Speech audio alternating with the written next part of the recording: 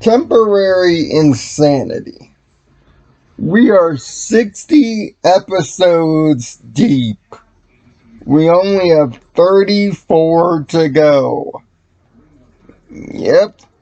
With this, we're nearing the home stretch of season 3. Thank God.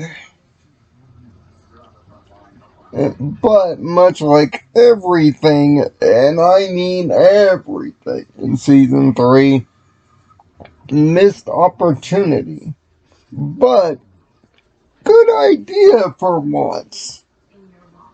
An idea that takes a spin oddly on Ghost Town.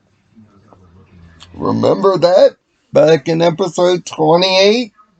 Well, the concept is being spun rather differently here. Instead of being in Lyoko in an artificial construct of the real world, keeps the Lyoko warriors trapped within a place. This time, it's different. On a routine Lyoko mission,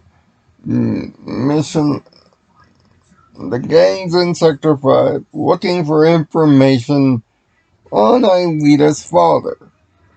Things tend to be going well. I tend to be naming the monsters, a concept introduced in the episode prior that continues here and on to the next one. For some odd reason, this season loves to torture Odd like he's in a sex dungeon. The poor guy can't get anything done right to him this season, and it shows.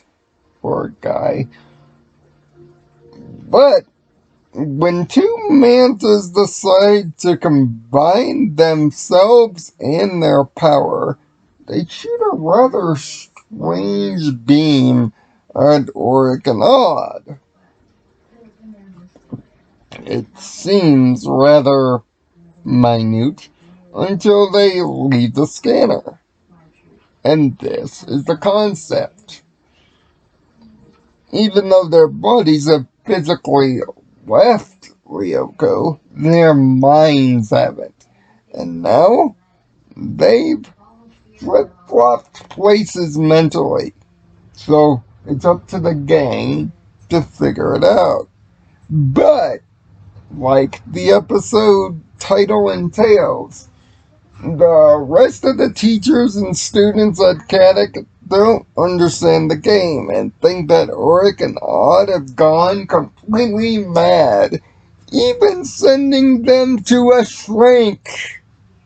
That's right, they get instituted. Keep in mind, this show is in 2004. We have middle school teenagers being instituted for being mentally insane, for seeing things that aren't there. An actual clinical problem, a diagnosis that exists that people actually take drugs to alleviate. Again, in 2004, shows did not pull punches. Now, of course, nobody's truly hurt by this, and the reaction is over time. But, indeed, it's up to Jeremy and the others to help the crazy people, their crazy friends, get uncrazied. The beauty of this episode, actually, is that the concept persists. Now, Jeremy is on to the game quick enough and decides to lead the guys back into a scanner. But it seems like for some odd reason, Aelita doesn't have time for this shit. throughout, throughout the entire episode, she just doesn't get it. I don't know why they wrote Aelita so aloof here, saying that she was in the center of, well, she saw everything. And considering that she's played into some of the crazier ideas and absolutely bought it, having her not exactly buy it here feels kind of off-putting. But I digress.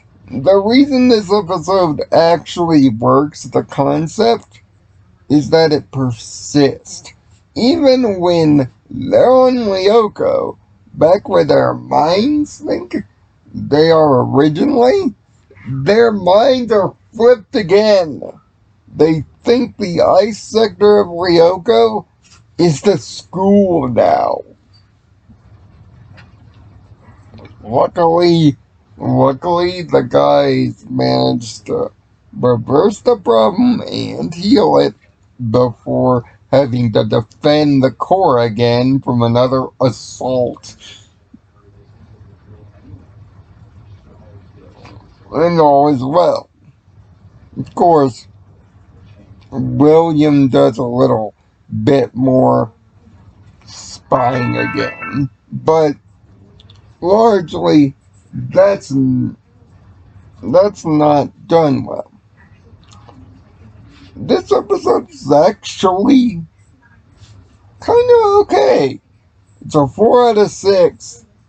It's watchable if you can buy into its lunacy.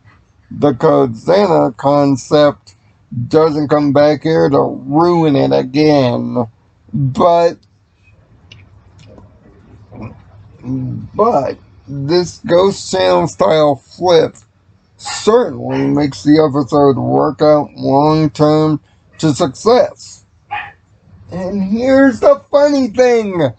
Next week is another good episode. An actual streak of good.